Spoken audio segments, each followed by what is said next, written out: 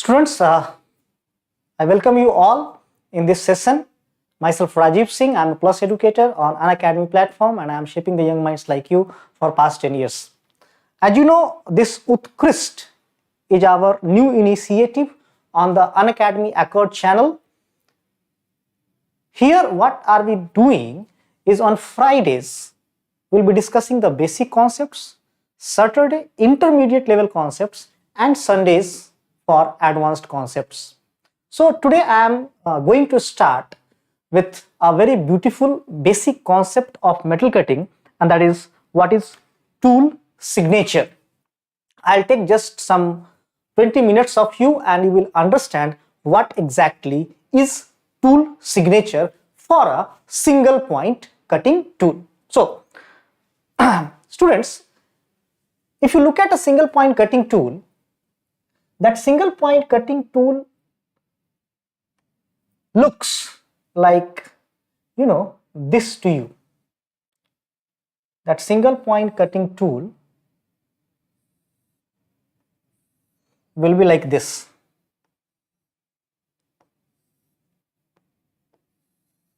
Yes?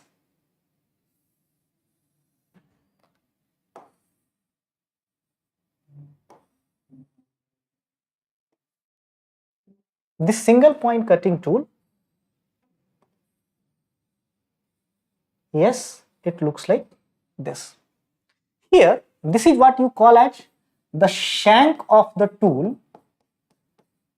and this shank is what? This shank is the main body of the cutting tool, which is used to be held onto the tool post with the help of fasteners. Then, the same cutting tool, if you observe it during the turning operation, then during turning, the same cutting tool will appear something like this. Let us say this is your workpiece, a cylindrical workpiece that you are going to turn. Turning means we are going to reduce its diameter along its length, and this tool while turning will appear a bit like this to you. Observe. This is how the single point cutting tool will look like during the turning operation. Here, this workpiece which you are looking at is actually rotating at certain speed, let us say n, and you are feeding this tool in that direction so that the diameter of this workpiece, cylindrical workpiece, can be reduced along its length. Whatever tool I have shown you here, the same tool is there. So my dear, now let me name here few points are there, like let us say this point here is 0, that point here is let us say 1, this point is 2, down here let us say this point is 3 there, and down here let us say this point is 4. Okay, now if you observe here, this point is 0, that side this is 1, this side this is like 2, this point is 3. Yes, the way 0, 1, 2, 3, same way 0, 1 and 2, 3. I hope you are understanding. In this single point cutting tool, 0, 1 and 0, 2 both are cutting edges. But if you observe the tool very closely, you understand that both are cutting edges, that is 0, 1 is also a cutting edge, 0, 2 is also a cutting edge, but out of 0, 1 and 0, 2, 0, 1 is in the side of the tool and 0, 2 is at the end of the cutting tool. That's why this 0, 1 is what we call as side cutting edge and 0, 2 is what we call as end cutting edge. So this 0, 1 here, my dear lovely students, is what we call as side cutting edge, and 02 is what we name as end cutting edge. And if you wait, then you are really going to understand why exactly only 7 components in tool signature. That is the basic concept actually.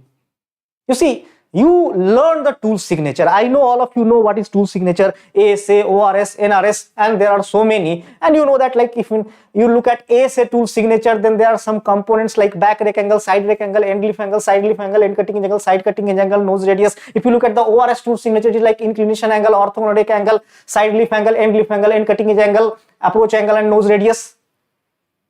But what I am going to say you today, if you look at any tool signature system, whether it is ASA or ORS or NRS, you will find that there are in total 7 components. 7 different components, fewer angles, along with some nose radius.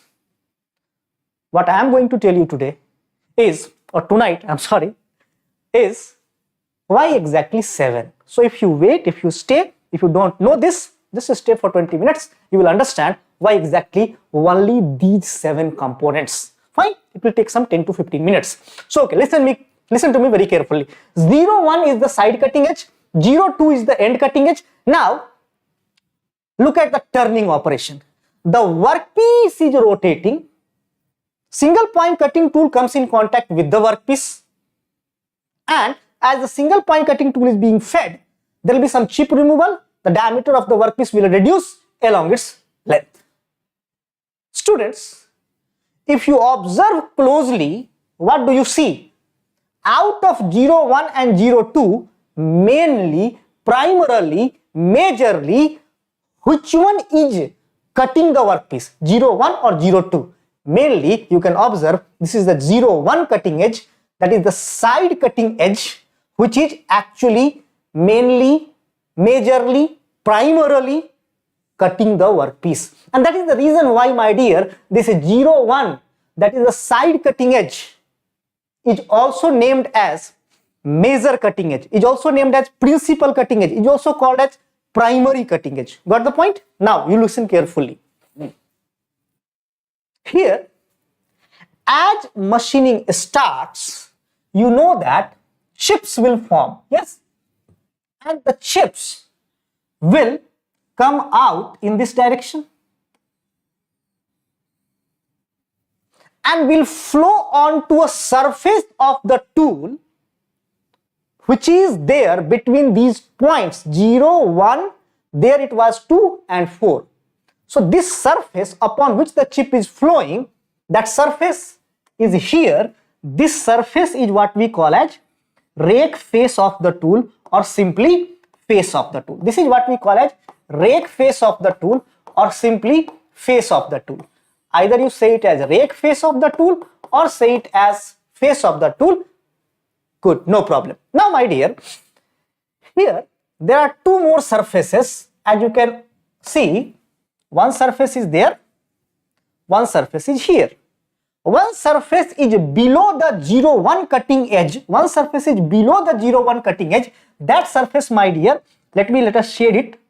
This green color surface is below the 01, that is side cutting edge, and then you have the another surface. Let me just choose some, another color. Let us say this one. Okay. Yes, fine. So if you observe this, here as well, there is one surface below the 02 cutting edge. Yes. So these 2 surfaces, both these surfaces are termed as flank surfaces. The surface which is just below 01 cutting edge, that is side cutting edge, that is also one flank surface. The surface which is below 02 cutting edge, that is end cutting edge, this is also called flank surface. But out of the green color flank and out of this yellow color flank, you see, which one is at the side? The one which is below the side cutting edge. Yes. So that is why this is what we term as side flank, and this flank which is just below the end cutting edge is what we term as end flank. Now the game begins. Now you will understand why exactly in the tool signature system only 7 components. You see, as you start doing the machining operation, students, as you start doing the machining operation, then you know what happens.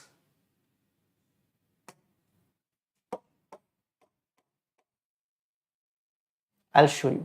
This was the chip. This was the chip which was coming out, and then there was the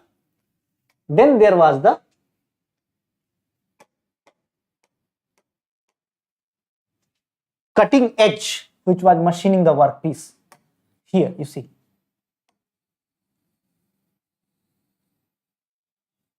So this is here point 0, the tip of the tool. Point 0 here is the tip of the tool. You know, if this tip of the tool will be made sharp, as soon as the cutting tool will come in contact with the workpiece, that sharp edge, because of very large amount of stress concentration, will break. And if it breaks, then you can understand what will be the surface finish of the machine surface. It will be deteriorated, right? That means you cannot keep that tip of the tool, also called as nose of the tool, very sharp. If you keep it sharp, it will break. It will break, it will deteriorate the surface finish of the machine product. That's why, my dear, this tip of the tool is never ever made sharp. It is always given certain radius of curvature. And this radius of curvature of the tip of the tool is what we call as nose radius. This radius of curvature of the tip of the tool is what we call as nose radius. So that is one of the component of all the tool signature system, that is nose radius. That is also a very important parameter. That is one component. Now, I will show you another case. Let me just take another page. Right now, let us say this is your workpiece. This is your workpiece. This workpiece you are machining. So as you are machining this workpiece, there will be a cutting tool in contact with the workpiece, and the cutting tool which is there in contact with this workpiece is, let us say, this one. Okay. This is the single point cutting tool in contact with this workpiece during its machining. Okay, now try to recognize few of the surfaces which are here. Try to recognize few of the surfaces which are here. Down here, there will be one surface, na? Below the side cutting edge. What exactly is that? Yes, that is the side flank. Then, my dear, in the end, here, that side, there is one surface. What surface is that?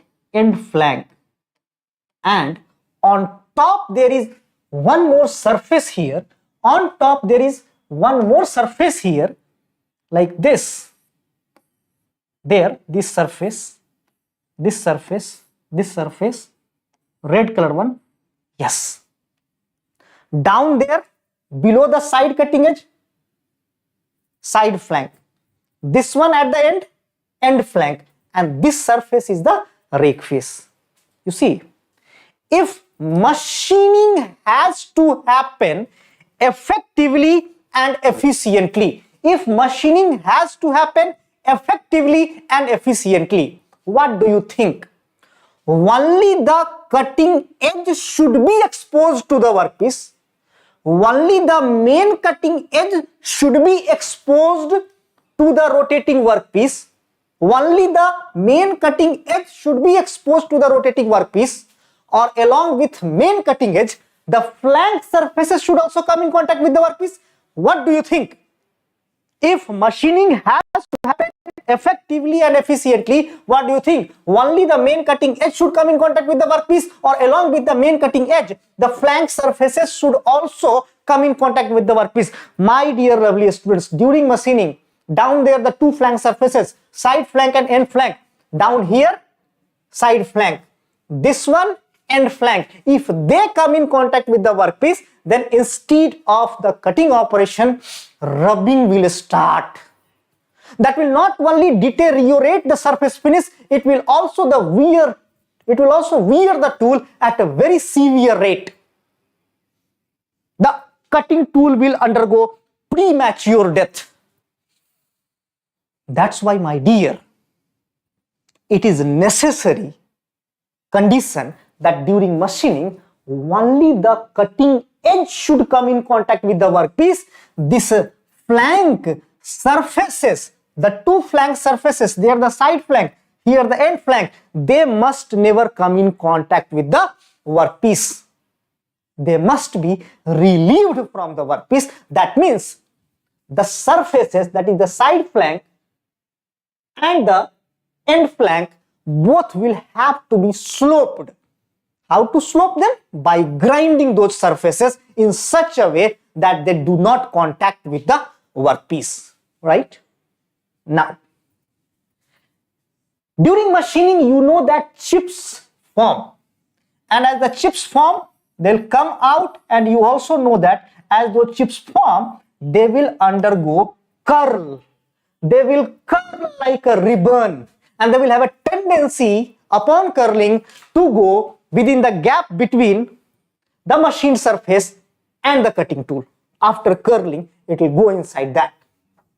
If it happens, again there will be a deterioration into the surface finish of the machine product and a very heavy wear onto the tool.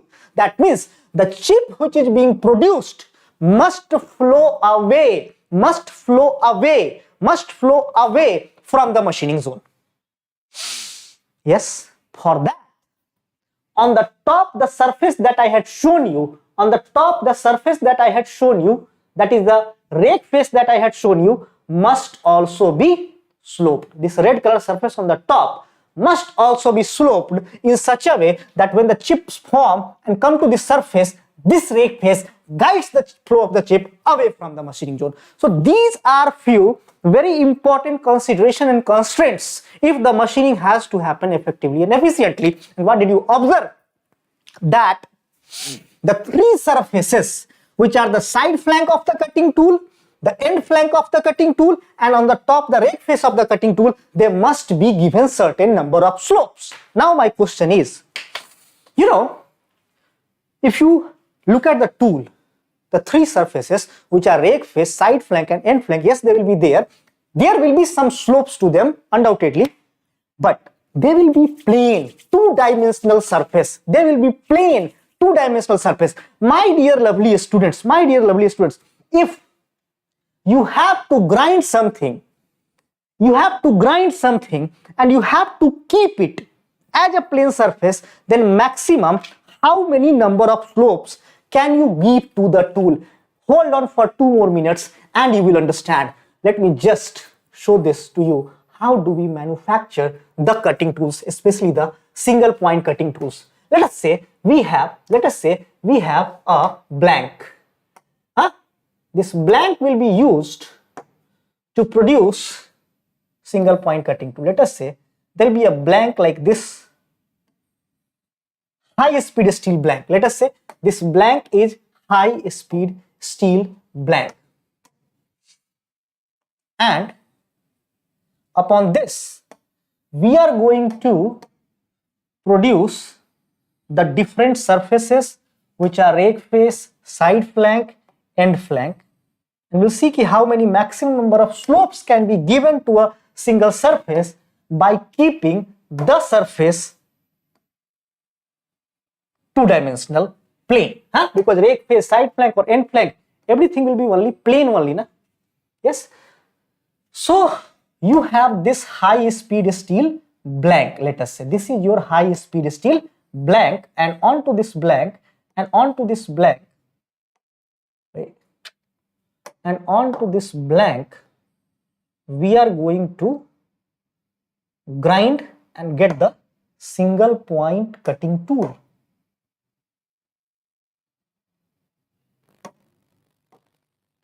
Wait. What's going on? Just a minute. Blank. तू बन जा.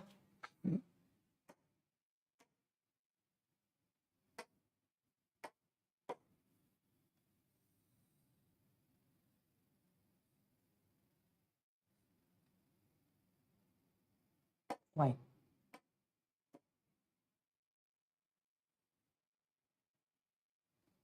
Okay. Then this is a blank. Onto this blank, we are trying to make the tool. So what happens? You know, to make this tool, we have to generate the face. So at first we say that, okay, that side, this one let us keep for shank, and this side let us produce the different surfaces. Here we have to produce rake face. Here we have to produce end flank.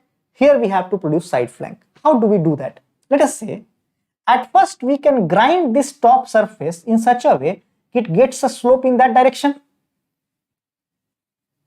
downwards, and then we can grind the same surface, the grinded surface, in this direction to have a slope in that direction as well. So what will happen? The material which is at the top, this much of material will be removed from this side, that much of the material will be removed from that side. So what will happen? This thing will be no more there. This thing will be no more be there. Yes. This much material will no more be there. And the new surface, that is the new rake face, will look like this to you. This new surface will look like this to you. This new surface will look like this to you. Just a minute.